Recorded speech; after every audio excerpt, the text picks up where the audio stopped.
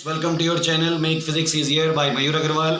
मैं आपका फ्रेंड, आपका टीचर मयूर आज आपके साथ हूँ बिल्कुल नए टॉपिक के साथ। ये टॉपिक इलेक्ट्रिसिटी से रिलेटेड है जिसका नाम है इलेक्ट्रिकल एनर्जी एंड पावर। इस वीडियो में हम ये सीखेंगे इलेक्ट्रिकल एनर्जी से रिलेटेड जो भी न्यूमेरिकल्स आते हैं उनमें जो फॉर्मूले यूज़ होते हैं वो कहाँ से आए, कैसे बने, और यही काम इलेक्ट्रिकल पावर के साथ। तो आज का वीडियो एंड तक देखिएगा, आपके लिए बहुत यूजफुल होगा for the point of view for the numericals. So let's start today's video.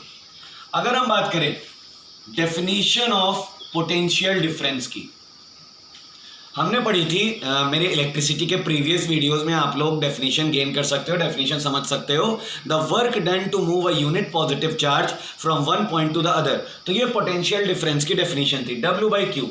अगर इससे मैं W को सब्जेक्ट बनाता हूं तो we can write W is equal to V multiply by Q. W क्या होता है? वर्क, मतलब एक चार्ज को एक प्लेस से दूसरे प्लेस तक रखने में जो वर्क करना पड़ा, दैट इज वर्क। और आप अच्छे से जानते हो, मैं आपको प्रीवियस वीडियोस में, मेरे वर्क एनर्जी एंड पावर के वीडियोस में एक्सप्लेन कर चुका हूं, work is equivalent to energy. So we can say that W is equal to E because we are talking about electrical energy. So पहला formula हमारे पास बन गया E is equal to V into Q, मतलब potential difference multiply by the charge. ये हमारा पहला formula बन गया इलेक्ट्रिकल एनर्जी का। अब from the definition of charge Q is equal to I into T. आपको याद होगा, आपने पढ़ी थी डेफिनेशन करंट की, I is equal to Q by T. तो अगर इस फॉर्मूले से आप सब्जेक्ट बनाइए Q को, तो Q is equal to I T आ जाएगा। I for current and T for the time interval due to the current is passing. तो हमारे पास जो इलेक्ट्रिकल एनर्जी का दूसरा फॉर्मूला है वो बन जाएगा V into I into T. This will be the second formula for electrical energy. अब एक और फॉर्मूला बना लेते हैं। अगर हम बात करें ओम्स लॉ के अकॉर्डिंग और हम I को हटाना चाहते हैं इस फॉर्मूले से, तो ओम्स लॉ के अकॉर्डिंग I की जो वैल्यू होती है वो होती है V बाई आर। तो इस फॉर्मूले में E is equal to V into V by R into T. तो फाइनली फॉर्मूला हमारे पास क्या बन जाएगा? V square into T by R. ये हमारे पास बन गया तीसरा फॉर्मूला, फॉर्मूला नंबर 3। और ओम्स लॉ से अगर हम चाहें तो यहां पर V को भी रिप्लेस कर सकते हैं। तो V की वैल्यू जो होती है वो होती है I इंटू आर। तो अगर इस फॉर्मूले में हम V को रिप्लेस करें so I into R into I into T. So basically formula आ गया I स्क्वायर आई टी। ये एक तरह से इलेक्ट्रिकल एनर्जी का हमारे पास चौथा फॉर्मूला बन गया। सो वी हैव 4 डिफरेंट फॉर्मूले in the different situations. Numericals में आपको जैसी भी वैल्यूज दी गई होंगी आप वैसा फॉर्मूला यूज कर सकते हो। ओके, सो यहां पर कहीं पर भी कोई ऐसा स्टेप नहीं है जो आपको कंफ्यूज करे। Simply you have to start from the definition of potential difference, क्योंकि पोटेंशियल डिफरेंस की डेफिनेशन में आपको वर्क मिल जाएगा और वर्क एनर्जी के इक्विवेलेंट होता है। तो वहां से आप इलेक्ट्रिकल एनर्जी का पहला फॉर्मूला गेन कर लोगे। फिर इलेक्ट्रिक करंट का फॉर्मूला चार्ज अपॉन टाइम होता है, वहां से आपको चार्ज का रिलेशन इलेक्ट्रिक करंट के टर्म्स में मिल जाएगा, तो इलेक्ट्रिकल एनर्जी का दूसरा फॉर्मूला आ जाएगा। फिर ओम्स लॉ का 2 बार यूज करना है, एक बार I को रिप्लेस करने के लिए और एक बार V को रिप्लेस करने के लिए। देन वी हैव 2 अनदर फॉर्मूले। So basically these are the total 4 फॉर्मूले for electrical energy. Okay, so ये हमारे 4 फॉर्मूले हैं। Now if we want to find electrical power, अब अगर हम बात कर लेते हैं इलेक्ट्रिकल पावर की, तो इलेक्ट्रिकल पावर क्या है? जिस तरह नॉर्मल पावर की हम लोग डेफिनेशन पढ़ते हैं, the rate of doing work is called power, तो उसी तरह इलेक्ट्रिकल पावर की डेफिनेशन बन जाती है the rate of consumption of electrical energy by an appliance. कोई एक अप्लायंस कितनी तेजी से टाइम के साथ, टाइम के रिस्पेक्ट में कितनी इलेक्ट्रिकल एनर्जी कंज्यूम कर रहा है। फॉर एग्जाम्पल, अगर मैं बात करता हूं किसी इलेक्ट्रिकल अप्लायंस की पावर 100 वॉट है, तो इसका क्या मतलब है? वॉट का मतलब होता है जूल पर second. So it means that appliance is consuming 100 joule of electrical energy in 1 second. तो अब हमें इलेक्ट्रिकल पावर के लिए फॉर्मूला बनाना है। तो इलेक्ट्रिकल पावर का जो बेसिक फॉर्मूला आया वो क्या आया? Electrical energy divided by time. तो सबसे पहला और बेसिक फॉर्मूला तो यही हो गया, ठीक है। अब मैंने अभी आपको इलेक्ट्रिकल एनर्जी के 4 फॉर्मूले डिराइव करके दिखाए, तो उन चारों को जब हम 1 बाय 1 यूज करेंगे तो पावर के 4 और नए फॉर्मूले आ जाएंगे। जैसे कि सबसे पहला E की प्लेस पे हमने क्या रख दिया? V into Q. तो ये हमारे पास बन गया पावर के लिए दूसरा फॉर्मूला। फिर उसके बाद E के प्लेस पे हमने रख दिया V into I into T. Upon T, so T will be cancelled, तो ये हमारे पास थर्ड फॉर्मूला बन गया, P is equal to V into I. उसके बाद एक और फॉर्मूला था हमारे पास E का I square into R into T divided by T, यहां पर भी टाइम कैंसल्ड, तो एक और चौथा फॉर्मूला आ गया हमारे पास P is equal to I square R, और एक फॉर्मूला पोटेंशियल के टर्म्स में था V square into T upon R and upon T, so T will be cancelled, तो ये हमारे पास ओवरऑल फिफ्थ फॉर्मूला आ गया P is equal to V square by R का। So we have total 5 फॉर्मूले फॉर इलेक्ट्रिकल पावर, और electrical energy का इससे हम एक और फॉर्मूला बना सकते हैं, E is equal to P into T, मतलब electrical energy is equal to the electrical power multiply by the time. मतलब अगर आपको किसी अप्लायंस की एनर्जी निकालनी है कि उसने पर्टिकुलर टाइम में कितनी इलेक्ट्रिकल एनर्जी कंज्यूम की, तो आपको दो चीज़ें पता होनी चाहिए, एक तो उस इलेक्ट्रिकल अप्लायंस की पावर और वो इलेक्ट्रिकल अप्लायंस कितने टाइम के लिए ऑपरेट किया जा रहा है, then you can calculate the electrical energy of that appliance, और इस प्रोसेस से हम अपने घर का इलेक्ट्रिसिटी बिल भी एग्जैक्टली कैलकुलेट कर सकते हैं। वो चीज़ मैं आपको बाद में बताऊंगा, अभी हमने फॉर्मूले डिस्कस कर लिए हैं। सो बेसिकली वी हैव 5 फॉर्मूले फॉर इलेक्ट्रिकल एनर्जी एंड 5 फॉर्मूले फॉर इलेक्ट्रिकल पावर। अब न्यूमेरिकल में जैसी भी सिचुएशन होगी वैसे सिचुएशन के अकॉर्डिंग हम न्यूमेरिकल में फॉर्मूला अप्लाई कर देंगे। So this is the concept of electrical energy and electrical power. बहुत आसान कॉन्सेप्ट है, इसलिए आप इसे एग्जाम में अपने हाथों से जाने मत दीजिएगा। बहुत आसान न्यूमेरिकल्स होते हैं। न्यूमेरिकल्स में अगर आपको डाउट है कि how can you identify the physical quantities which are given, then you can use the help of their units, because you know very well volt is always the unit of potential difference, ampere is always the unit of electric current, joule is always the unit of electrical energy, what is the unit of power. तो इसका मतलब है units की help से आप particular जो भी physical quantity है उसे इजीली आइडेंटिफाई कर सकते हो। तो इसका मतलब क्लियर है कि न्यूमेरिकल्स अब हमारे लिए कोई बहुत बड़ी मुश्किल नहीं रह जानी चाहिए, हमारे लिए वो प्ले विद फिजिक्स बन जाने चाहिए, क्योंकि हम लोग यहाँ पर इस वीडियो में हमारे चैनल में यही सीख रहे हैं कि किस तरह से फिजिक्स में चीज़ों के साथ ईजिली एक रिलेशन बनाकर उनको किया जाए, एक बर्डन समझ के नहीं। Now we are going to increase our topic and the next very important thing is commercial unit of energy, electrical energy। Basically यहाँ पर हम लोग बात कर रहे हैं जो इलेक्ट्रिकल एनर्जी की कॉमर्शियल यूनिट है वो क्या होती है और उसका रिलेशन एसआई यूनिट के साथ क्या होता है। कॉमर्शियल का मतलब जिसमें हम लोग इलेक्ट्रिसिटी बिल पे करते हैं।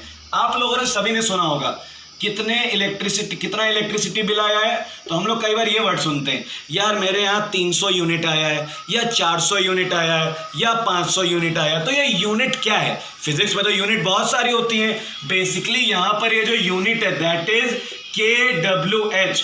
KWH का फुल फॉर्म होता है kilo watt hour, that is the full form of unit. Electrical energy के केस में जो यूनिट वर्ड हम यूज करते हैं उसका पूरा मतलब ये होता है, which means when an appliance power is given, kilowatt appliance की जो पावर होगी वो किलोवाट में दी गई होगी, और अप्लायंस को जो ऑपरेट किया जा रहा होगा वो आर के अकॉर्डिंग, मतलब जो अप्लायंस को ऑपरेट करने का टाइमिंग है वो आर में लेंगे। तो अब इसका रिलेशन देखिए, 1 kWh can be written as 1 kilowatt into 1 hour. 1 kWh को 1 किलोवाट इंटू 1 आवर लिखेंगे। 1 किलोवाट का मतलब होता है 1000 वाट और 1 आवर का मतलब होता है 3600 सेकेंड्स। अगर इन दोनों रिलेशंस को कंबाइन करें तो आएगा 3.6 into 10 to the power 6 watt second, और वॉट सेकेंड का मतलब क्या होता है? Joule. So basically this is the relationship between commercial unit and the SI unit of electrical energy. 1 kilowatt hour is equal to 3.6 into 10 to the power 6 joule. तो ये हमारे पास बन जाता है कॉमर्शियल यूनिट, क्योंकि हम लोग घरों में जो इलेक्ट्रिसिटी बिल्स हैं इसी यूनिट की हेल्प से कैलकुलेट करते हैं, इसलिए इसे समझना बहुत ज़रूरी है। अब मैं आपको एक सिंपल सा तरीका बता देता हूँ कि जैसे अब अगर आपको अपने रूम का इलेक्ट्रिसिटी बिल निकालना है तो आप किस तरह उसको निकाल सकते हो। सिंपली आपको बस एक फॉर्मूला दिमाग में रखना है अपने, E is equal to P into T. मान लीजिए आपके रूम में 3 डिवाइसेस हैं तो आप 3 स्टेप्स कर लीजिए। मान लीजिए ये वर्किंग आपने कर ली फैन के लिए, ये वर्किंग कर ली आपने LED के लिए, और ये वर्किंग कर ली आपने टेलीविजन के लिए। तो ये 3 स्टेप्स डिवाइड कर लिए। इंडिविजुअली आपको सबकी पार्स पता होनी चाहिए। मान लीजिए आपके रूम में 2 फैंस लगे और दोनों फैंस की जो पावर है वो है 100 वॉट ईच, तो फैंस की दोनों की पावर 100 वॉट हो गई और वो अगर हम टाइम कैलकुलेट करें तो वो 12 आवर्स ऑपरेट किए जाते हैं दोनों फैंस, तो ये टाइम हो गया। दूसरा एलईडी जो है उसकी पावर जो है वो है 10 वॉट और उसका जो चलने का टाइम है वो है 10 आवर्स, इसको 10 आवर्स ऑपरेट किया जा रहा है। और टेलीविजन जिसकी पावर है 1000 वॉट और इसको ऑपरेट किया जा रहा है 8 आवर्स। अब हमें एक दिन का, ये एक दिन की मैंने वर्किंग ली है, आपको इन तीनों अप्लायंसेस का एक दिन का इलेक्ट्रिसिटी बिल निकालना है। कैसे निकालेंगे? सबसे पहले हम लोग यहाँ से इलेक्ट्रिकल एनर्जी निकालते हैं, बिकॉज यहाँ पे 2 फैंस हैं इसलिए सबसे पहले 2 तो अलग ही आप रखोगे। उसके बाद पार, दोनों की पार सेम है, अगर पार अलग अलग होती तो वर्किंग भी अलग अलग करते। दोनों की पार 100 है, सो 100 डिवाइडेड बाई 1000, क्योंकि हम लोग यहाँ पे यूनिट में निकालना चाहते हैं और यूनिट का मतलब होता है KWH, kilowatt hour. Kilowatt hour का मतलब हो गया power should be in kilowatt, तो वॉट में दी थी 1000 से डिवाइड करा लिया और टाइम ऑलरेडी आवर्स में दिया है तो कोई हमें उसको चेंज करने की रिक्वायरमेंट है नहीं। तो यहाँ से इलेक्ट्रिकल एनर्जी कितनी आ जाएगी? 2 इंटू, इसको सॉल्व करोगे तो आप आएगा 1200 डिवाइडेड बाई 1000, सो बेसिकली ये बन गया 2 इंटू 1.2, इसका मतलब 2.4 KWH, मतलब 2 फैंस एक दिन में इतना किलोवाट आवर एनर्जी ले रहे हैं, एनर्जी एक्सेप्ट करो, इसी को हम यूनिट भी कहते हैं। So E is equal to 2.4 unit, ये फैंस के लिए वर्किंग हो गई। अब यहाँ पर आते हैं इलेक्ट्रिकल एनर्जी, यहाँ पे क्योंकि एक ही एलईडी है, पावर इनटू टाइम, पावर कितनी है 10 what, 10 divided by 1000 multiply by 10, 0 will be cancelled, तो आंसर आया यहाँ से 0.1 KWH, मतलब 0.1 यूनिट। ये देखिए एलईडी से इतनी यूनिट की एनर्जी जा रही है। अब बात करते हैं टेलीविजन की। E is equal to P into T, 1000 watt दिया है, अपॉन में 1000 लगा दिया और into 8, 1000 will be cancelled, so 8 KWH जो कि आ गया 8 यूनिट। तो हमारा इन तीनों का जो टोटल आया वो कितना आया? 8, 2.4 एंड 0.1, तो कि हो गया 10.5 यूनिट। ठीक है, 10.5 यूनिट का एक रूम का हमारे ये पूरा कंजम्पशन हो गया इलेक्ट्रिकल एनर्जी का। अब मान लेते हैं इस समय जो बिल चल रहा है वो 8 रुपए, 8 रुपीज पर यूनिट चल रहा है, तो हमारे पास जो टोटल कॉस्ट आ जाएगी वो कितनी हो जाएगी? 10.5 मल्टीप्लाई बाई 8, 8 5 जा 40, 8 1 जा 8, so this will be the electricity bill. 84 rupees आपको एक रूम के पे करने होंगे एक दिन के लिए, और अगर इसी को 30 डेज के लिए कैलकुलेट करना है 30 का मल्टीप्लाई करा लेंगे। पूरे घर का निकालना है तो एक एक रूम को सेपरेट करके सब में जो जो अप्लायंसेस लगे सबका इंडिविजुअली देखकर एक रफली आइडिया के अकॉर्डिंग हम अपना इलेक्ट्रिसिटी बिल कैलकुलेट कर सकते हैं। So this is the proper method how to calculate the electricity bill of a room or of a house.